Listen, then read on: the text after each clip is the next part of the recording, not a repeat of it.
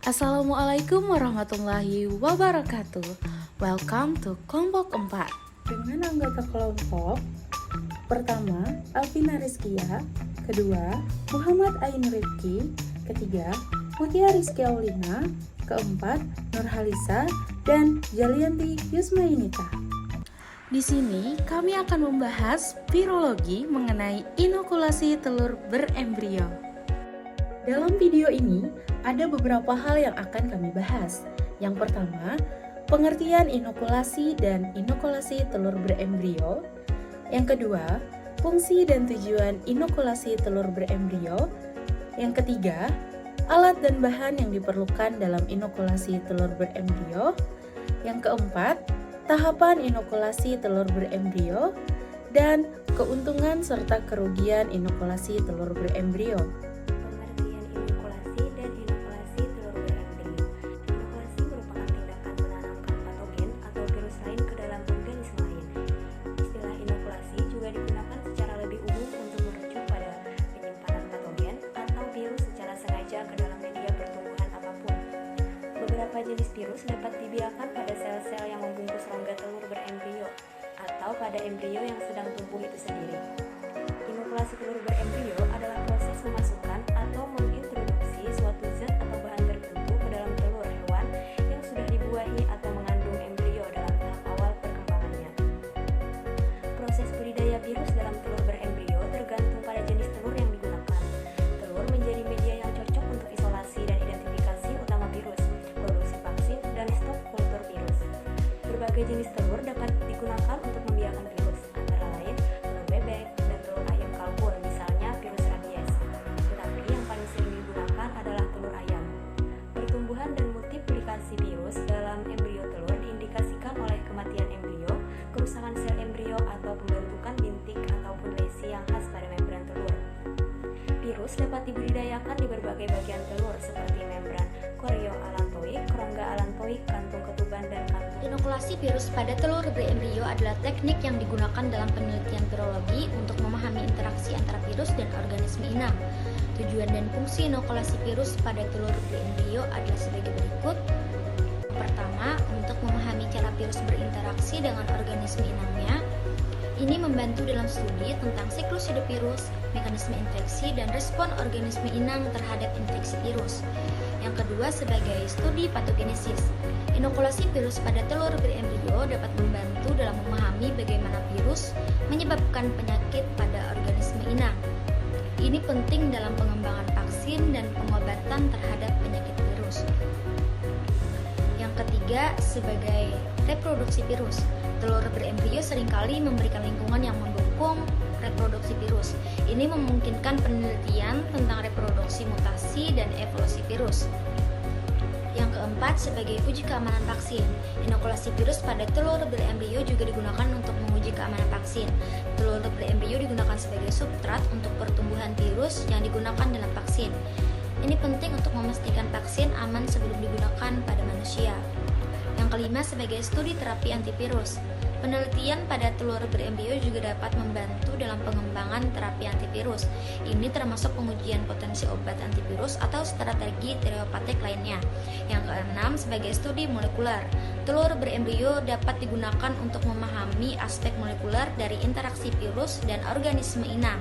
Ini termasuk analisis ekspresi gen, perubahan dalam struktur protein, dan respons seluler terhadap infeksi.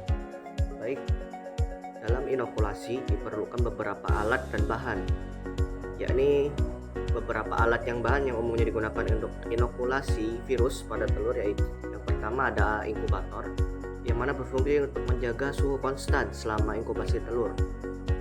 Yang kedua ada kabinet laminar aliran udara yang berfungsi untuk menciptakan lingkungan bebas debu dan steril di mana inokulasi dilakukan.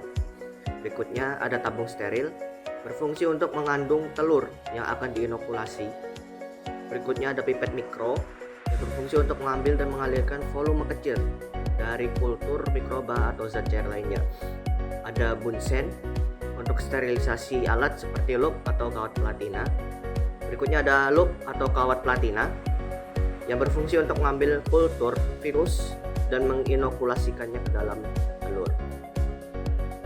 Untuk bahan kimia steril, berikutnya ada bahan kimia steril seperti alkohol, larutan iodin, klorin untuk sterilisasi alat.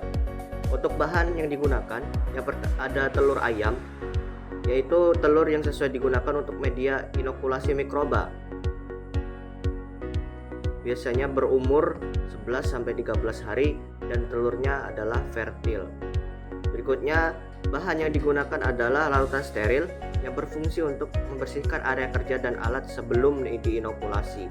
Berikutnya ada larutan buffer atau medium untuk menjaga kondisi lingkungan yang sesuai dengan inokulasi. Berikutnya, untuk cara kerja inokulasi virus pada telur terdapat 3 metode. Yang pertama, metode untuk penanaman di area allantois. Berikutnya ada cara penanaman pada selaput chorioallantois atau CAM. Berikutnya ada cara panen cairan allantois dan cairan CAM. Untuk cara kerja inokulasi pada ruang allantois dilakukan yang pertama, telur di candling untuk melihat apakah telur sudah mengalami fertil. Yang kedua, disinfeksi telur menggunakan alkohol 70%. Yang ketiga, buat lubang pada telur dengan menggunakan jarum penusuk dan masukkan inokulum dengan squid ukuran 0,1 mili sebanyak 0,2 mili. Berikutnya, tutup lubang suntikan dengan kutek lalu inkubasi di inkubator dengan suhu 37 derajat selama 1 malam. Berikutnya, cara penanaman pada selaput chorion allantois. Yang pertama, pilih telur fertil usia 11-13 hari. Lakukan candling, lihat ruang udara.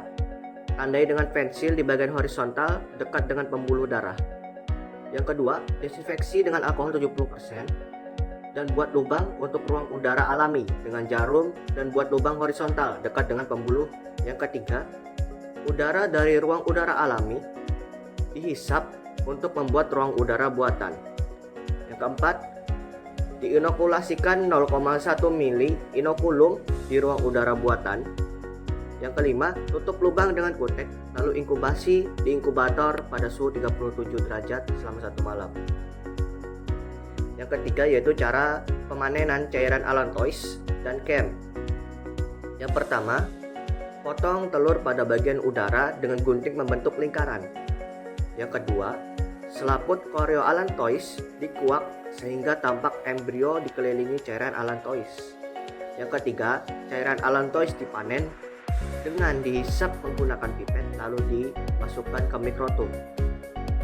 Yang keempat, selaput chorioallantois dipanen dengan diambil selaputnya lalu diletakkan di cawan Petri. Kemudian, apa aja sih keuntungan dan kerugian dari inokulasi telur berembrio?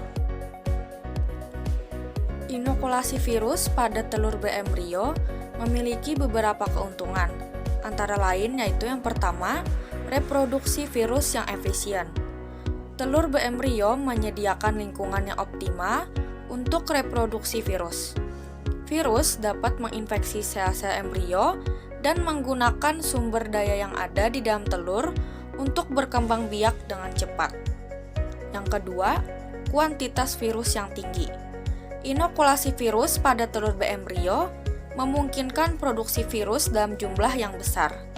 Hal ini penting dalam penelitian atau produksi vaksin yang memerlukan jumlah virus yang cukup untuk analisis atau penggunaan lebih lanjut. Ketiga, stabilitas virus. Telur berembrio menyediakan perlindungan fisik terhadap virus. Lingkungan dalam telur, seperti suhu dan kelembapan yang konstan, dapat membantu menjaga stabilitas virus selama periode inkubasi. Keempat, biaya efektif. Inokulasi virus pada telur berembrio relatif murah dibandingkan dengan metode lain untuk menghasilkan virus dalam jumlah yang besar. Telur berembrio juga mudah diperoleh dan diproduksi secara massal. Dan yang terakhir, yang kelima, penggunaan dalam penelitian. Telur berembrio sering digunakan dalam penelitian untuk mempelajari interaksi antara virus dan organisme inang. Inokulasi virus pada telur beembrio memungkinkan peneliti untuk mengamati efek infeksi virus pada perkembangan embrio dan respon imunologis. Kerugian inokulasi virus pada telur beembrio antara lain yang pertama, tidak dapat mereplikasi virus yang spesifik terhadap organisme tertentu. Telur beembrio tidak selalu dapat mendukung replikasi virus yang spesifik terhadap organisme tertentu.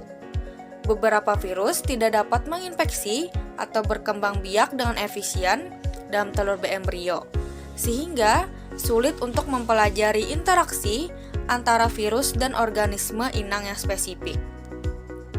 2. Keterbatasan dalam generalisasi hasil penelitian.